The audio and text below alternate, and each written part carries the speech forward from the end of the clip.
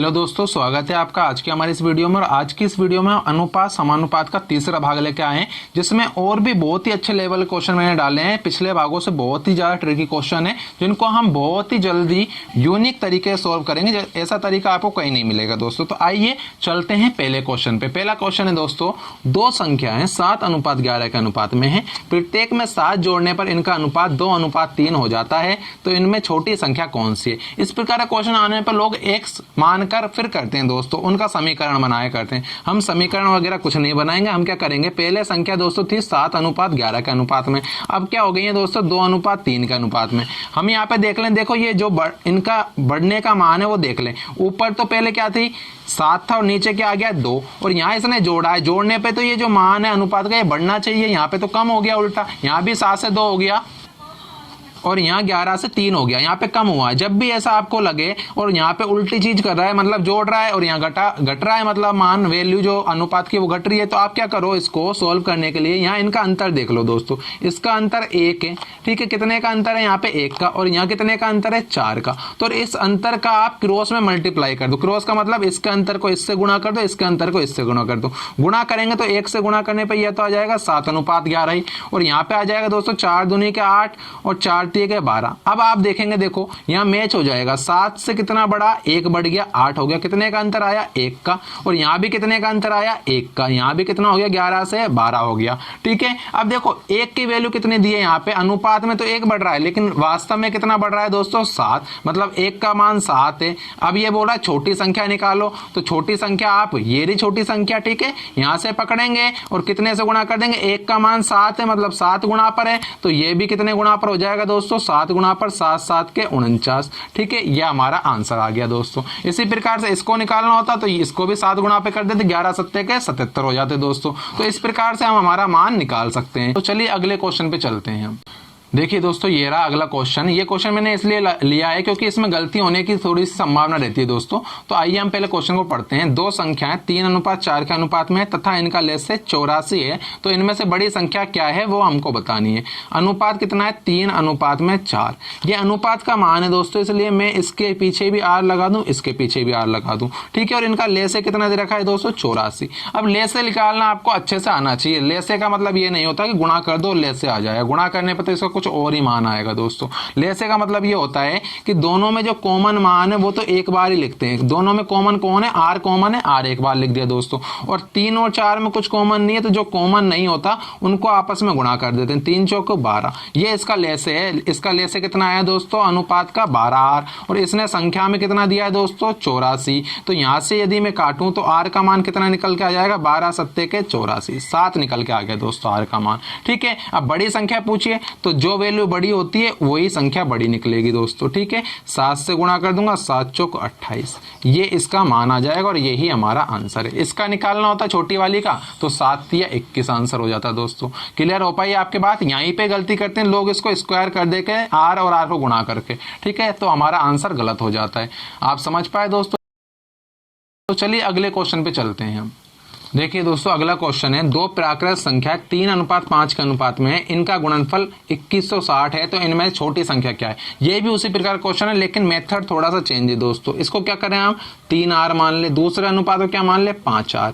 अब यहाँ पे इनका गुणनफल दिया हुआ है 2160, ठीक है। ये तो वैल्यू इसने दी है, हमको निकालनी है। तो हम यहाँ से अगर अनुपातों को गुणा करें तो ये आएगा 3 पंजे 15, आर और आर मिला के हो जाएगा आर स्क्वायर। यही गलती करते हैं लोग कि आर का गुणा करना भूल जाते हैं, डायरेक्ट 3 पंजे 15 और 15 से काट देते हैं, फिर आंसर नहीं आता दोस्तों। तो इसीलिए इस बात का ध्यान रखना है। अब देखो यहाँ पे 15 आर स्क्वायर का मान दिया 2160, 15 से काटेंगे दोस्तों तो एक बार, फिर 60 हो जाएंगे 4, फिर 60 हो जाएंगे 4, तो आर स्क्वायर का मान है 144। तो आर का मान कितना आ जाएगा, वर्गमूल लेंगे तो 144 का वर्गमूल होता है 12, आर का मान आ गया दोस्तों 12, ठीक है। अब इसने बोला है छोटी संख्या, तो जिसका मान छोटा है वही छोटी संख्या देगा, तो 12 से गुणा कर देंगे, 12 3 के 36, इसलिए हमारा आंसर होगा दोस्तों 36, ठीक है। इससे करते तो 12 पंजे 60, 60 आंसर हो जाता दोस्तों, ठीक है। आप लोग समझ पाए बहुत अच्छे से। अच्छे क्वेश्चन है दोस्तों, लेवल क्वेश्चन है और एग्जाम में ऐसे ही क्वेश्चन पूछे जाते हैं। चलिए अगले टाइप के हम सवाल पे चलते हैं। अब देखिए दोस्तों, अगला क्वेश्चन अलग प्रकार का है, आइए इसको पढ़ते हैं। ए, बी तथा सी में रुपए 1050 को इस प्रकार बांटा गया कि ए का भाग बी प्लस सी के संयुक्त भाग का 2/5 हो, तब ए को मिलेंगे। ए को कितने मिलेंगे ये ज्ञात करना है दोस्तों। तो ये बोल रहा है कि ए का जो भाग है वो बी और सी का कितना है दोस्तों, 2/5 है दोस्तों। तो इस प्रकार से अब क्वेश्चन हो तो मैंने कल भी आपको बताया था कि जो ए के सामने वाला मान होगा वो ए का होगा, ठीक है। ए का मान कितना है दोस्तों, 2, और ये इधर जल जाएगा तो बी प्लस सी के सामने कितना आ जाएगा दोस्तों, 5 आ जाएगा। तो इसका मान कितना है, 5। दोनों को जोड़ेंगे हम तो यहां से हमें जो रेशो का मान मिलेगा वो तो हो जाएगा 7R, जबकि 7R नहीं है, टोटल कितना है दोस्तों, 1050 है रुपए के अंदर। यहां से हमने इसको गुणा मतलब काटा, इसको सोल्व किया तो यहां से कितना आ गया, ये 15 और 0, 150 बार कट गया दोस्तों। किसका पूछा है इसने, ए का पूछा है, तो ए का ये रहा, इसको भी 150 से गुणा कर देंगे तो कितना आ जाएगा दोस्तों, 300 रुपये आ जाएगा ए का मान। मतलब ए का भाग कितना होगा उस पूरे में, 300 रुपये होगा, ठीक है। बहुत ही आसानी से, बहुत ही जल्दी से हमने क्वेश्चन को सोल्व कर लिया है पूरा का पूरा दोस्तों। चलिए अगले क्वेश्चन पे हम चलते हैं।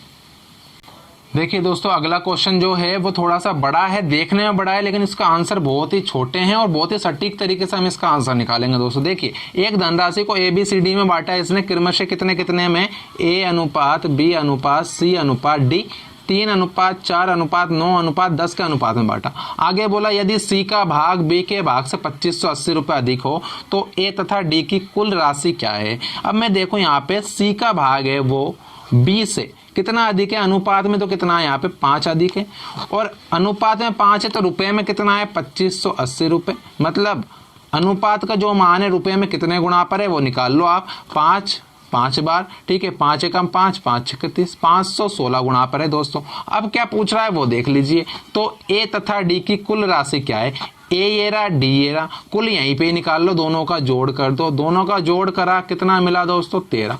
ए और डी का जोड़ है केवल दोस्तों, ठीक है 13। इसको भी कितने गुणा पर ले जाएं हम, गुणा करने में 516 गुणा पर, रुपए में निकालना है हमको, इसलिए 13 से गुणा किया, 13 6 78 की 8 हासिल की 7, 13 एकम 13 और 7 20 की 0 हासिल 2, 13 पंजे 65 और 2 67, मतलब कितने आ जाएंगे 6708 रुपए ए और डी की कुल राशि होगी दोस्तों, ठीक है। क्लियर हो पाई, समझ पाए आप लोग, आशा करता हूं बहुत अच्छे से समझ रहे होंगे आप लोग। चलिए अगले क्वेश्चन पे हम चलते हैं दोस्तों। अब देखिए दोस्तों, अगला क्वेश्चन है 530 रुपए को ए बी सी में इस प्रकार बांटा गया है। बांट दिया पहले ही ए बी सी में, किस किस में बांटा है दोस्तों, ए बी और सी में, कि ए को बी से 70 रुपये अधिक एवं बी को सी से 80 रुपये अधिक मिले हों तो ए बी सी का अनुपात ज्ञात करना है दोस्तों। इस प्रकार का क्वेश्चन जब भी हम करते हैं तो बुक्स में या कहीं पे आप देखोगे तो आप एक्स मान के सोल्व करोगे दोस्तों, उससे क्वेश्चन बड़ा हो जाता है। हमको एक्स वगैरह नहीं मानना, आप डायरेक्ट वैल्यू में मानो दोस्तों। वैल्यू कितनी मान लो, मैं मान लूँ यहाँ पे, देखो सबसे किससे तुलना करना है पहले वो देख लो। ए की तुलना कर रहा है बी से और बी की तुलना कर रहा है सी से, मतलब सब कुछ किस पे डिपेंड है, सी पे। तो सबसे पहले सी को मान लो, सी का मान हमने मान लिया दोस्तों 100, तो बी का मान कितना हो जाएगा 80 अधिक 180, ठीक है। और ए का मान कितना हो जाएगा 70 अधिक बोल रहा है तो 70 बढ़ा देंगे 250।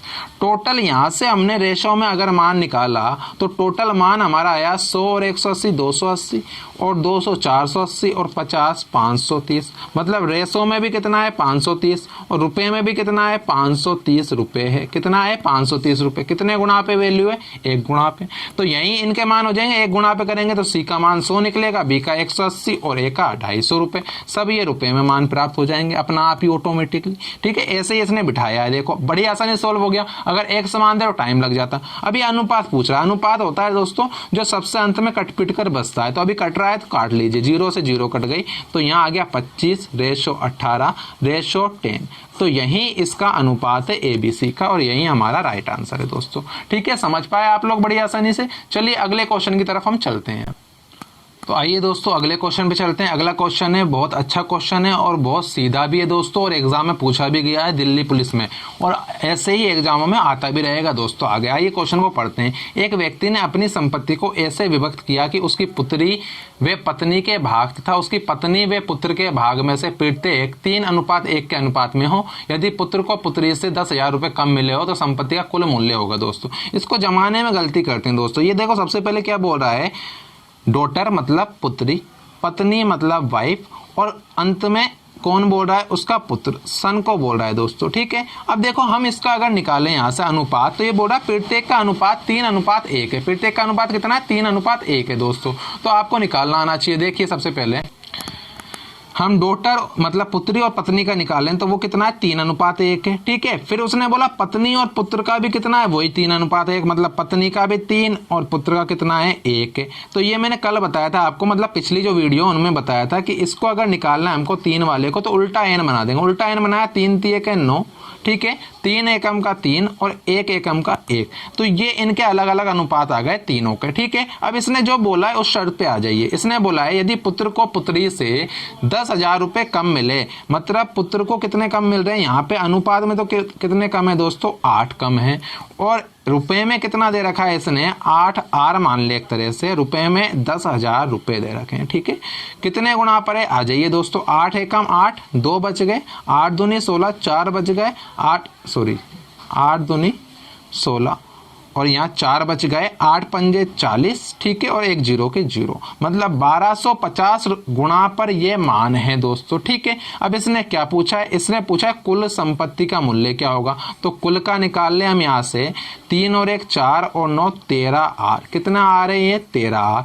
13 R को भी कितने से गुणा कर दूंगा, 1 R का मान 1250 से, तो गुणा कर दिया 1250 से। 13 को गुणा किया 1250 से, 0 के 0, 13 पंजे 65 की 5 हासिल के 6 दोस्तों, 13 दूनी 26 और 6 32 की 2 हासिल 3, 13 एकम 13 और 3 16, ये आ गए दोस्तों 16,250 रुपये आंसर। तो यही इस क्वेश्चन का राइट आंसर है दोस्तों, ठीक है। बड़ी आसानी से हमने सॉल्व किया, ऐसे ही आपको एग्जाम में सॉल्व करना है जिससे इस क्वेश्चन में कोई गलती ना हो और एग्जाम में पूछा गया है, पूछा जाता रहेगा दोस्तों ऐसा क्वेश्चन। आशा करता हूँ आप लोग हमारी वीडियो को लाइक करेंगे, शेयर करते रहें दोस्तों वीडियोज को, जिससे सभी को इसका लाभ पहुँच सके। और आप लोग हमारे चैनल से जुड़ें दोस्तों, और आपको रेगुलर वीडियो मिल रही है जैसा आप जान रहे हैं, तो आप लोग डेली इनको देखा करें। इसमें सब वीडियो में बहुत ही अच्छी बातें, अच्छे कंटेंट में दे रहा हूं दोस्तों, तो आप लोग ऐसे ही हमारा सपोर्ट करें। थैंक यू दोस्तों, धन्यवाद।